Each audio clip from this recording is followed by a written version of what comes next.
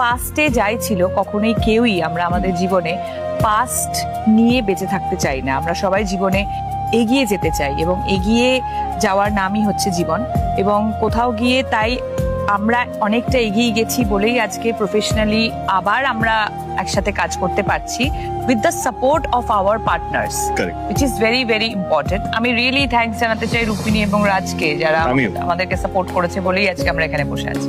তো প্লিজ হাত জোর করে কে প্লিজ এমন কিছু মন্তব্য রাখবেন না যেখানে সত্যি আমাদের মনে হবে কি আমরাই মানে আমাদের সামনে আমাদের পার্টনারকে অপমান করা হচ্ছে কিন্তু আমরা কিছু করতে পারছি না। আমি জানি সোশ্যাল মিডিয়া কারো কন্ট্রোল নেই, যে যা ইচ্ছা লিখতে পারে, কিন্তু লেখার মধ্যেও যদি এইটুকু যদি বুঝতে পারেন কে আমাদের প্রচেষ্টা বাংলা ছবির দর্শককে যারা দেশু সেভেনকে বানিয়েছে এবং আজকে যেইভাবে বাংলা ছবি অবস্থা তাদের সেটাই ঘুরিয়ে আনার প্রচেষ্টা আমাদের, এইটুকু যদি বোঝেন তাহলে বুঝতে পারবেন। মানে আমরা এটাই চাইবো যে আমাদেরকে যতটা রেসপেক্ট দেওয়া হচ্ছে তার থেকেও বেশি রেসপেক্ট আমাদের পার্টনারকে দেওয়া হোক। Thank you.